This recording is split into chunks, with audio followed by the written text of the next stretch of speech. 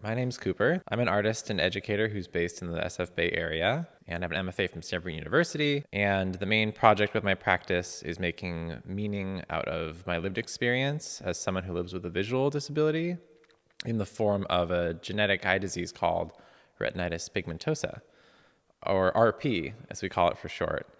RP is characterized by cataracts, tunnel vision, night blindness, and then an eventual end state of blindness. There are a few specific recessive form where my rods are affected first, which controls the light and dark. So what that means is that the first sense that I lost was my night vision. So you can sort of think of it as your camping dark is my regular dark. And what I'm trying to do with my artwork now is twofold.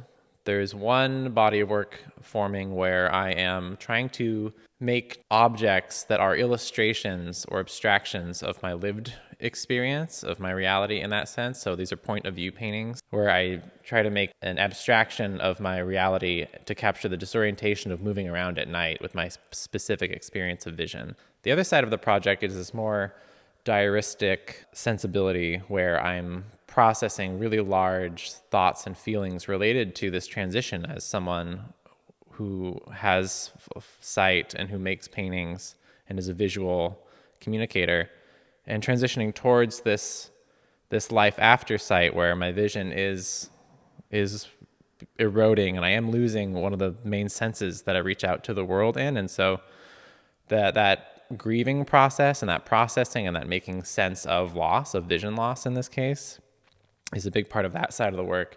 And so in that side of the work, it focuses on this rich inner imaginative landscape where there's bright colors and there's cartoon figures that sort of act as these tableaus for these big emotions and these big feelings and imagined settings that are all related to vision but are more dreamlike in that sense.